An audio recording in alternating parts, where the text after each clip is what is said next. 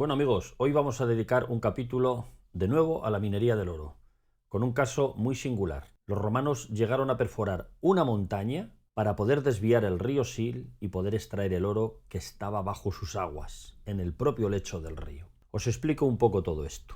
Ya sabéis que en la explotación de las médulas se habían movido ingentes cantidades de tierras auríferas, que después, en la medida de lo posible, habían filtrado. También en la zona del Teleno, gran parte de la cuenca del río Sil también procede a través del río Cabrera de la zona del Teleno. Es decir, en la parte alta se estaban moviendo enormes cantidades de tierra. La mayoría se filtraba cuidadosamente y se extraía el oro que contenían. Sin embargo, en los grandes aluviones que provocaban con la disolución de la montaña, por ejemplo en las médulas, y en otros sitios, gran parte de todo ese material iba al río Sil, que francamente en aquellos momentos bajaría de color chocolate. Pues bien, aunque el río Sil ya tenía grandes cantidades de oro entre sus arenas y sabían perfectamente ya desde el mundo indígena que bateando esas arenas podían llegar a conseguir pepitas de oro y cantidades de oro con paciencia relativamente importantes, a partir de que se inician las explotaciones de oro justamente en esta cuenca media del Sil, exactamente aguas arriba de este caso que vamos a tratar, se encuentran con que el lecho del río tiene tremendas cantidades de arenas y de lodos ricas en oro. ¿Cómo extraerlo de ahí, debajo del agua? Pues bien, encontraron un sitio en el que aplicando el ingenio pudieron hacerlo. Como veis ahí en este mapa, toda la explotación de las médulas y su red de canales está representada a la derecha. También la del Teleno, todavía un poquito más a la derecha.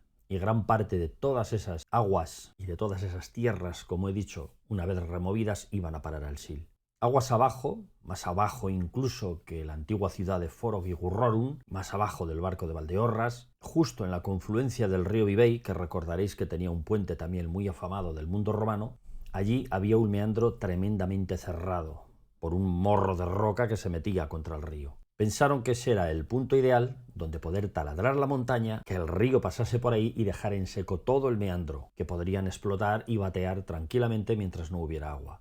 Este proceso podrían repetirlo todos los años, de forma que allí en verano podrían cortar el río, que es cuando menos agua tiene, y en otoño volverle a dejar pasar por su cauce para que siguiese depositando arenas auríferas. Si nos acercamos un poco más en estos mapas LIDAR, al que ya estáis acostumbrados en mis charlas, ahí veis el punto exacto donde se situaba ese meandro y donde decidieron hacer ese atajo por un túnel en la montaña, de ahí el nombre de Monte Furado, y en un fotograma un poquito más cercano vemos ahí el meandro que decidieron cortar para desecar esa gran longitud de río y poder así explotar las arenas auríferas. Estos yacimientos en minería se llaman yacimientos secundarios. Digamos que el yacimiento primario sería aquel en el que el oro está todavía en su lugar geológico inicial, incrustado entre el cuarzo o en la roca donde corresponda. Cuando eso ha sido movido por acción de la geología propia de las montañas y ha salido de ahí y se ha depositado en otro sitio, a esto le llaman yacimientos secundarios. Y normalmente suelen ser los lechos de los ríos los que almacenan estas arenas o estos lodos auríferos que tienen el nombre de placeres, se conoce así con el nombre de placeres. En este caso, y debido a que ya los romanos probablemente habían movido ese oro, porque habían movido ingentes cantidades de tierra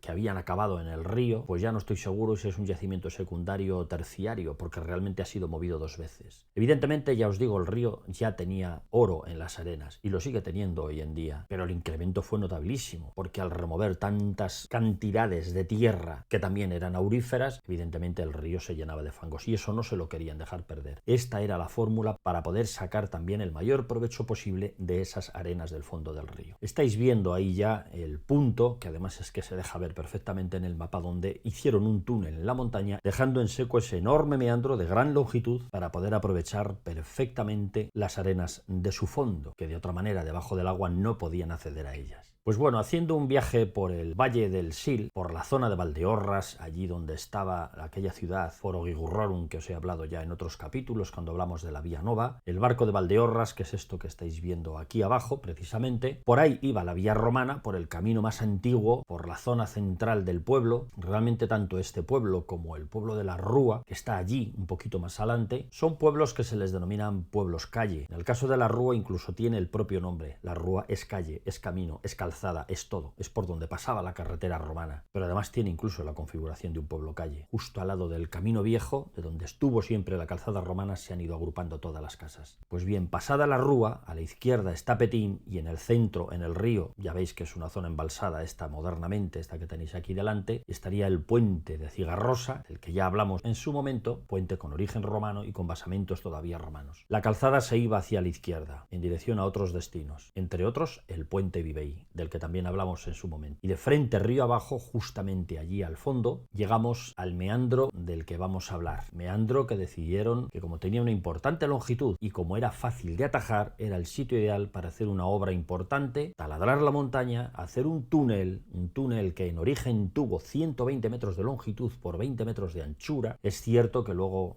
allí en el año 34, una enorme riada acabó reventando el túnel, rompiéndolo. Cayó gran parte de ello y lo dejó en una longitud mucho más corta. Desde ese momento el río volvió a circular otra vez por el meandro, pero hacia el año 41, entre la labor de otras riadas que provocó el río y alguna pequeña ayuda, el río volvió a circular por el túnel, dejando en seco de nuevo ese meandro. Ese meandro que estáis viendo en esta perspectiva, en esta órbita que estamos dando. Realmente hoy el río circula prácticamente al 100% por el túnel y ese meandro pues es un espacio natural, un espacio húmedo pues con un gran valor biológico, poco más. Es decir, que el atajo que hicieron los romanos, aunque hoy solo tiene 52 metros de aquellos 120 que tuvo, porque se ha quedado muy cortito como consecuencia de aquellos derrumbes 2000 años más tarde, prácticamente el derrumbe, pues ya veis que sigue circulando por el túnel que hicieron los romanos. Pues bien, el proceso era el siguiente. El río lo dejaban pasar por ese túnel, dejaban seco el cauce y allí trabajaban, por ejemplo, durante todo el verano-otoño. Cuando venían las crecidas y habían logrado batear y procesar todas aquellas arenas que se habían quedado en este enorme meandro, lo que hacían era volver a tapar el túnel con los medios que ellos dispusieran. Hay muchas formas de hacerlo, puede ser a base de unas represas colmaderas, con tablones, lo que sea, y obligaban al río a circular por su antiguo cauce. Lo podían dejar todo un año o lo que considerasen. A partir de ahí, en la fecha adecuada, de nuevo volvían a destapar el túnel y volvían a explotar el cauce. Es decir, periódicamente, mientras las minas arriba se estaban explotando y enormes cantidades de tierra se estaban removiendo, ellos hacían que el río depositase en este meandro sus arenas auríferas. Abrían el túnel, lo dejaban en seco y podían perfectamente trabajar y sacar todo el oro que pudieran. Esto lo podían hacer durante el tiempo que quisieran. Si en un año no les daba tiempo, tal vez se pegaban 2 o 3. Pero una vez explotado todo el meandro, podían volver de nuevo a cerrar el túnel, que volviese el río a depositar el tiempo que ellos considerasen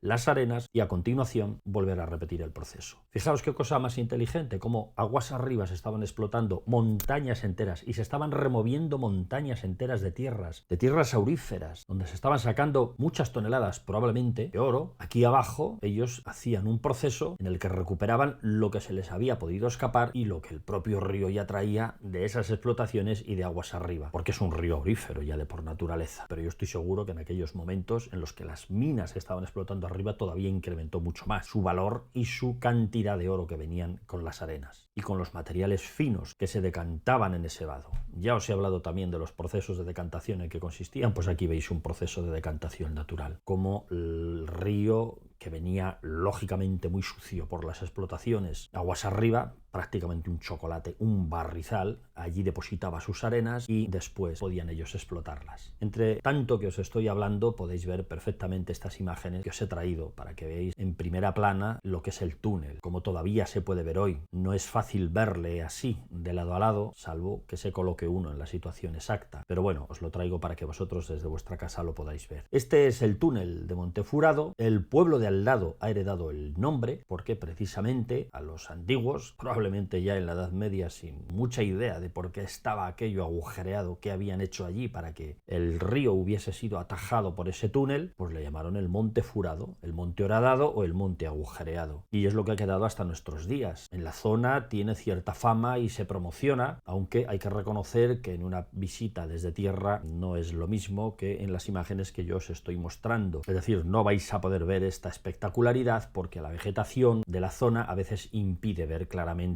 la boca del túnel o la magnitud de todo este asunto. Ojo, porque la longitud de río que lograban dejar seco con este procedimiento era de más de 2 kilómetros, con un túnel que apenas tenía 100 metros, 120 metros. Es decir, merecía la pena, claro que sí. No es que fuese una obra menor, en aquella época hacer un túnel de 120 metros era una obra ya relativamente traumática, sobre todo porque tenía 20 metros de anchura y unos 6 o 7 metros de altura, es decir, tenía que caber un río incluso en las condiciones desfavorables de máxima crecida, pero es que a cambio dejaba en seco 2 kilómetros, más de 2 kilómetros, realmente son unos 2.100 metros lo que dejaba en seco de cauce de río, con lo cual podían meter varios equipos a trabajar, varios equipos a batear. De hecho, allí en el fondo ya tenían todavía un poquito de agua, los fangos estaban húmedos, habría balsas donde se había quedado retenido el agua, con lo cual les servía ya para batear ese poco balsa. Y se convertía en un vado riquísimo, en una mina que había estado inundada hasta hace unas horas, cuando ellos habían cortado el río para hacer pasar por el túnel el agua. Pues bien, ya veis cómo este nuevo ingenio de las explotaciones del oro del noroeste peninsular, seguimos en Galicia, Montefurado es una aldea de Quiroga, está en la provincia de Lugo, aunque por muy poco, porque está rayando con la de Orense ya, pues ya veis cómo estos ingenios todavía eran capaces de sacar hasta la última pepita de oro que se les pudiera escapar. Y si lo hicieron es porque sabían que había enormes cantidades ahí debajo del río y podían explotarlo durante años, con lo cual merecía la pena